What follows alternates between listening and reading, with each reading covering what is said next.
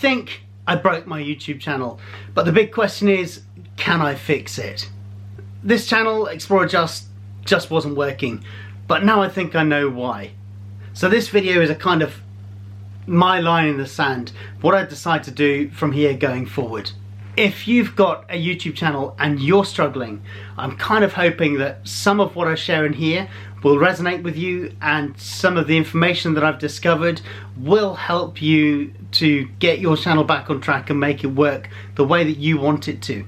In this video, I'm going to tell you a little bit about the history of the channel and the YouTube journey that I've been on.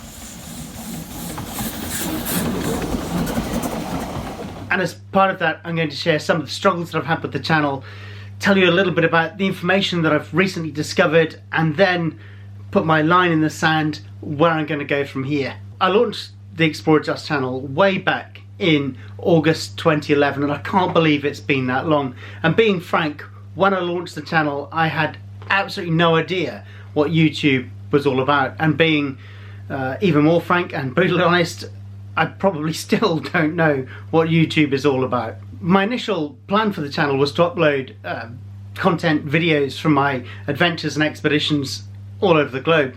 And in my head, that was brilliant, to show people and to share every aspect of expedition life, from the initial conceptualization of an expedition through planning and preparation to execution.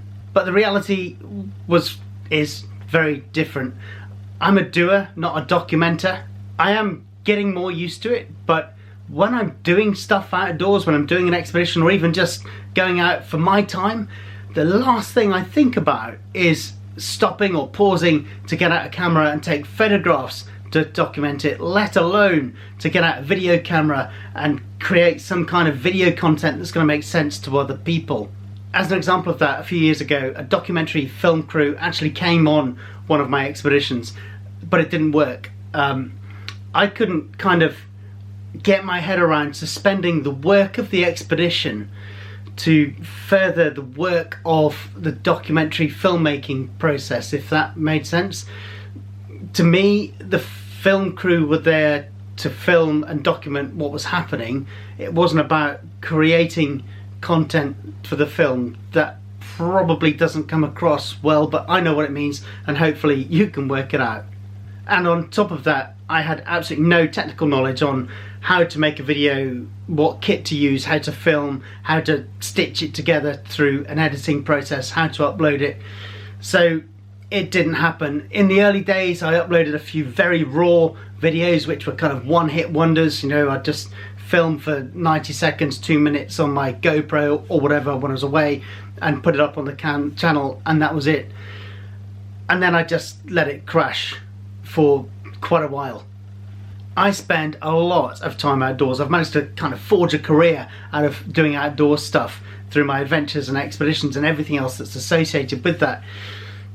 On top of that, I engage with a lot of outdoor activities, outdoor sports, outdoor hobbies, and I've got 4 dogs, so I've got no choice but to be outdoors. So my next kind of plan, loose plan, was that I would just record my outdoor activity. So every time I go out, I'd take a camera, I would talk to the camera and upload that content, and people would watch it. But that didn't work for me either. One of my sources of income, one area of my work, is that I use my adventures, expeditions and experiences as a backdrop to deliver presentations and speeches.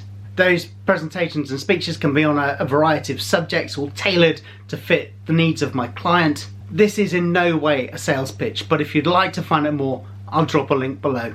I've presented all over the world to audiences ranging from small boutique or intimate groups through to vast venues with audiences of thousands of people, and I quite enjoy it. In fact, I love it. But me, just me, with a camera, nattering away in the middle of nowhere, I really struggle with that.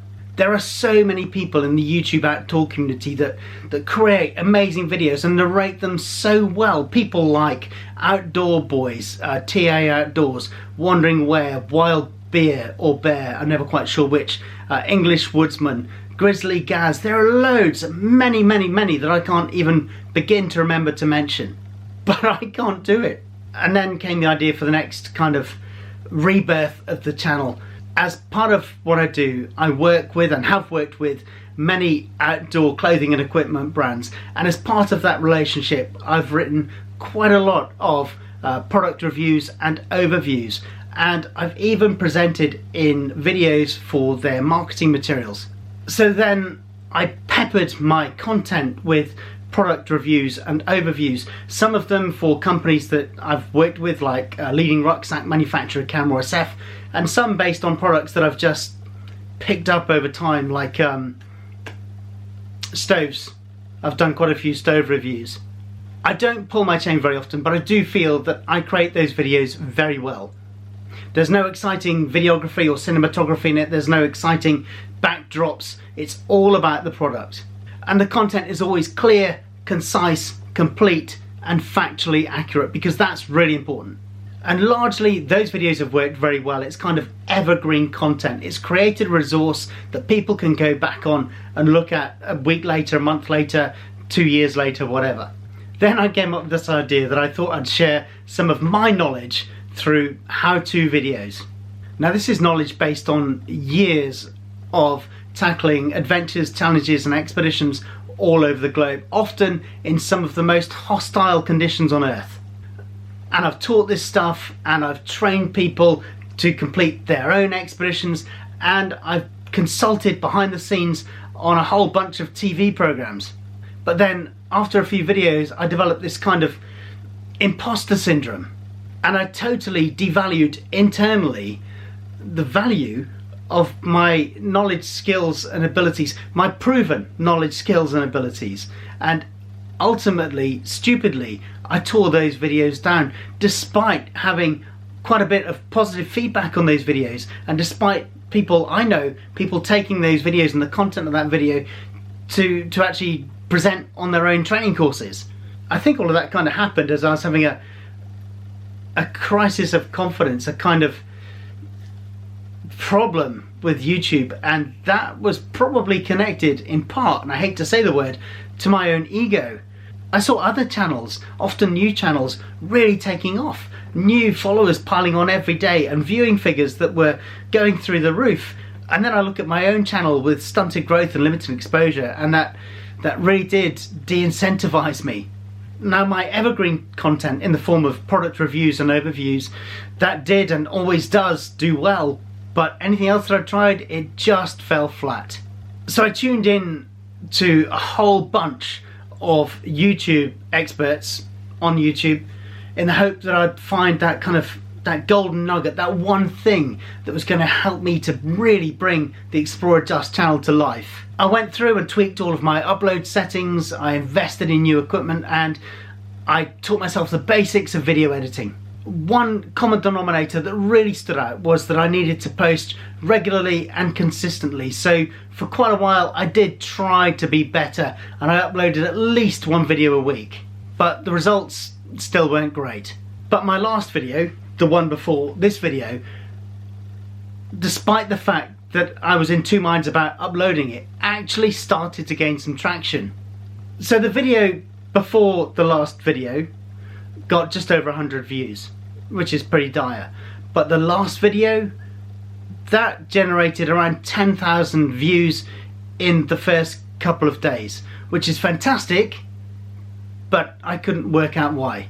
And as I focused my energy on trying to work out what I did right, what the difference was, I lost pace. And then the whole kind of fear of failure thing kicked in. What if I created another video, put in loads of effort, did everything that I'd done before, and it was a total flop? How would I feel then? The answer to that what if question should have been, so what, who cares? But instead, I just didn't make it happen. The channel isn't a money earner for me yet. It's not the focus of my activity. It's not the reason that I go out and do stuff. So I stepped away from the channel again for quite a few months. But a few weeks ago I decided that I'd just go for it. I'd create content, I'd upload it. If it got views, great, and if it doesn't get views, so what? But I still wanted to give myself a chance, to give my channel a chance to actually be successful. So first I wanted to have one more go to see if I could work out what was wrong. Inconsistency on my channel is definitely a key factor, but there must be something else. And then I stumbled onto the channel of Dan the Creator, and something that he said gave me that poof, light bulb moment. I'm going to try to simplify and summarize this, but if you'd really like to find out more, I'll drop a link below to Dan's YouTube channel. The suggestion is that one of the fundamental keys to encouraging the YouTube algorithm to pick up and promote your channel and your videos is understanding how that algorithm works. As I understand it, when we upload a YouTube video, YouTube will send that video out to a percentage of our subscribers, and if a percentage of that percentage, which I believe hovers around 30%, but I could be wrong, if they pick it up and watch that video, then YouTube will recognize that as a success and start to push it out to a wider audience. And that's when I realized what the problem with my channel could actually be. The problem with my channel could be that because it's been around since August 2011 in fits and fads, quite a lot of my early subscribers may no longer be using the platform, and if they are using the platform, they might be doing it on a different account. So when YouTube picks my video up and pushes it out to 30% of my subscribers, a large proportion of those could already be inactive accounts. So the algorithm would then read that as a fail, and that reading of failure then has a knock-on effect because it'll just stop promoting the video. I have taken my thoughts on this to a few think tanks and forums around YouTube and YouTube success, and although there's no definitive answer, the consensus is that they agree that that could be part of the problem. In short, my own extreme inconsistency over the years and the age of my channel with inactive subscribers could be the reason that the channel's not doing as well as I would hope it to. And having taken that advice on board, I'm really left with two options. The first option is to kill the channel entirely, to rip it down and to start again. But I've got one or two problems with doing that. For a start, ExplorerJust is kind of like my brand name. It's the name that I use on all other social media channels, and I have to admit they are all far more successful than this one. It's the name, the nickname, the username that I've used for years, whilst I've been engaging with tens of thousands, hundreds of thousands of children in classrooms all around the world through education programs that I've started, supported, or been a part of. And basically, I just don't want to let it go. And on top of that, many of the videos that I've created on this channel, the evergreen content in the form of reviews and overviews, are still being used, they're still being viewed, and they're used as a resource by customers and a marketing tool by the companies, and I don't want to collapse that. The other option, option two if you like, is to work damn hard to undo or unravel the damage that I've caused. And having taken some advice, one way that I may be able to achieve that is to create valuable content that people want to watch, regularly, consistently posting, and hopefully sharply increasing the follower count, and those new followers will replace the deactivated accounts that have been on my channel for many years, and that will give me a better chance of success with the YouTube algorithm. So I'm taking option two. So to do that, I'm going to hope to post, no, I'm going to commit to posting at least one long form video every week. And all of those videos, all of that content will be outdoor related. YouTube experts advise us to niche down as much as we possibly can. And I do get that.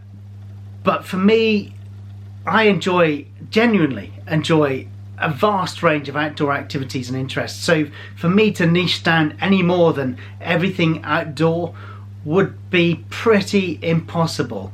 So I'm just going to go with that, everything outdoor.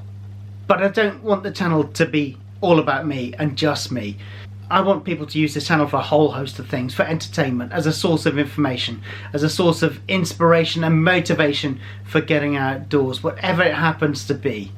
This video really is my line in the sand for the ExplorerJust channel, a defining moment if you like. I'm drawing a line under everything that I've done before and all the mistakes that I've made before. No doubt I'll make many as time goes on, but I want to be better. This channel really is on a journey. I'm on a journey. And if you've watched this rambling video this far, then I thank you from the bottom of my heart for being a part of it. Be good, be brilliant, be awesome, and as always remember, if I can help you in any way, please do get in touch. Let's have a conversation and make good stuff happen. See ya.